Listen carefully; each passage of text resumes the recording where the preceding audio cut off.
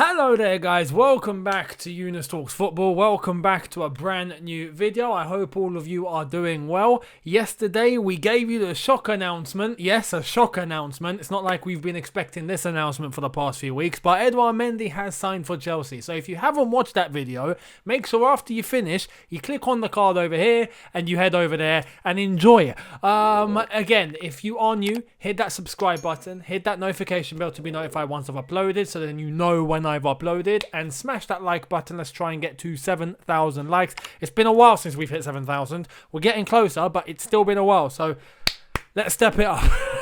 No, honestly, I appreciate all of your support. If you enjoyed the video, smash that like button, and it does help me out a lot.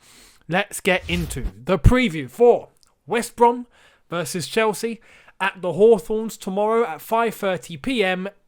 UK time, depending on where you're watching in the world. UK time, 5:30. This is an interesting one because technically we are facing the team that are sitting bottom of the league, and at the moment you can't really trust the table. It's only been 2 games, so the table is a big lie. Don't, take it for what it says. It means absolutely nothing. But yeah, West Brom haven't been at the top of their game. They lost to Everton 5-2. Which, technically scoring 2 against Everton with the team that they have is a good thing, but they conceded 5. That's not a good thing. And then they lost at home, 3-0 to Leicester City. So realistically, when we look at this, we should be going to the Hawthorns and getting a job done. Straightforward. It should be straightforward. But you never know with Chelsea nowadays. You just never know. Last season was a big indicator of that. But I'd like to hope that with the new signings and our new bolstered side, we should be more composed, we should be more clinical, and we should be able to wrap up these type of results. Now, if we look into the press conference of Frank Lampard earlier on today, he confirmed a few things. I told you guys after the Barnsley game that fingers crossed Mendy will be starting. Fingers crossed we're going to get all the new signings starting. And yeah, that's not happening. That's not happening because Frank Lampard is a little bit concerned in terms of fitness. It's funny that Edouard Mendy yesterday in his first interview for Chelsea came out and said that he's fit. They asked him, are you fit? And he was like, yeah, I'm fit. I've been training and I feel good. And I played a game recently, not an official game, but a game in training. And I feel really good. And then earlier on, Frank Lampard was like, yeah, he's not fit. He's not fit. I mean, it's typical. It's typical. You always get the player that says, yeah, I'm fit, I'll play, no problem. And then you always get a manager that says, no, I need to be cautious with this one. I'm not going to take the risk. And you don't know who's telling the truth. It's just both of them doing what they think is best. But yeah, Mendy is not playing tomorrow. He is more than likely to be playing the game after, or probably next week, or whatever. But he will not be playing against West Brom. So when we get into the lineup, I'll tell you who I think should be starting in goal. I think you already have an idea, but we'll get to that a little bit later. In terms of other players, Ben Chilwell is fit. We've seen him play against Barnsley. He can start. Frank Lampard did say he can start, but he is going to take into consideration the fact that the injury he had last season and into now, which he's just recovered from, was a big one. So he is going to take it slow with Ben Chilwell. But if Chilwell is showing the signs that he can start the game, then he more than likely will. Silva played really well, no issues. I'm expecting him to start. Ziyech and Pulisic are the 2 that a lot of you have been waiting for. They're not ready. They're not ready. And that's just according to Frank Lampard. Frank Lampard said they're training, they're both doing well, but with the schedule we have coming up, Frank Lampard is a bit scared of rushing them in, and then they get an injury again, and then it all goes completely wrong. He wants to avoid that, so he's going to ease them in. He said within the next week or 2. You know what it is with Chelsea now. We always say, the next game or a few days, and then 2 weeks. It's just the way it is. Anyway, I'm expecting Ziyech and Pulisic to be returning soon. We are going to be playing against Tottenham Hotspur in the Carabao Cup. That's coming up very shortly. We've got a schedule. So, yeah, fingers crossed they are going to be coming back ASAP. If we get into the lineup and who I think should be starting this one, I am going to base the formation on how we played against Barnsley and how comfortable we looked, just overall in being able to control the game. eliminating the first 15 minutes of that game. Let's just pretend that didn't happen. But in terms of player selection, I'm going off who I think should just play. In terms of who's been playing well and who just should be in the starting lineup based on the formation that we're playing. So I would go with a 4-2-3-1. Yes, I think any formation we play should be able to get the job done against West Brom, but I would go with a 4-2-3-1 because I do feel that is where we're heading. I don't think we're going to be sticking with a 4-3-3, especially if we're going to try and get the best out of Kai Havertz. And you cannot do that in a 4-3-3 unless you play with 2 holding midfielders and 1 just sitting in behind the striker. But I think it's more of a 4-2-3-1. So let's get into this. Willy Caballero is going to be my choice of goalkeeper, and I think you all know why. We saw some of the saves he made against Barnsley. Fantastic.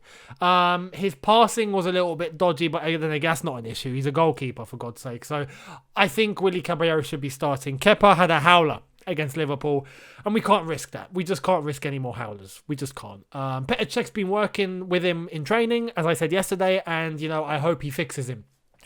That's all we can do. But because the next game is going to be Mendy, I'm quite sure, I'll be surprised if it's not, then Willy Caballero for one last outing before we get Mendy in as our number 1. So Willy to go in goal.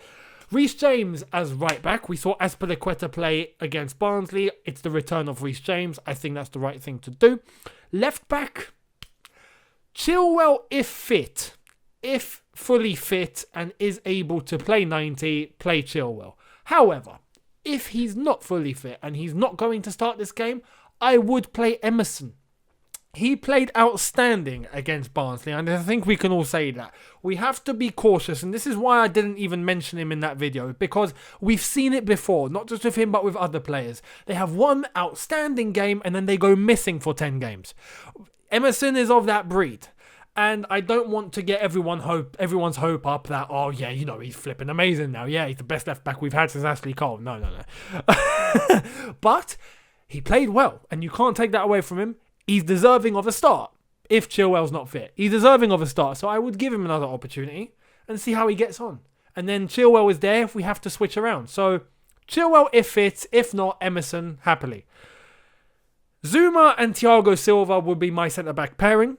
Thiago Silva played against Barnsley, played very well, very controlled, very composed, and it's nice that we now are able to get him alongside Kurt Zouma. A lot of you are going to be saying play Tomori because he had a very good game against Barnsley. We saw him briefly come on against Liverpool. Tomori is showing good signs. But you do know the main pairing is going to be Silva and Zouma, so why wait? Why wait? Just get them going and let's see how it goes. So I would go with them two. In midfield, I would go with N'Golo Kante and Mateo Kovacic. Kovacic, I know has looked a little bit... I wouldn't say he's been playing badly or he looks off. He just looks ordinary or average. But I still think he has a lot to contribute, and it's only been 2 games. Allow him to play with N'Golo Kante, which he hasn't done yet properly. We've seen Jorginho play mostly. Let him play alongside Kante. Let's see how they both get on.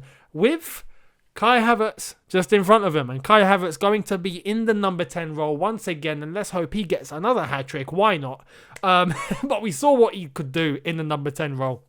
It's his position. It's where he thrives. Let him be there. Let him thrive. Let him fly. Let him do what he's got to do. I can't wait to see what he's going to do in this role throughout the season. And why not? Why not play him in the number 10 against West Brom?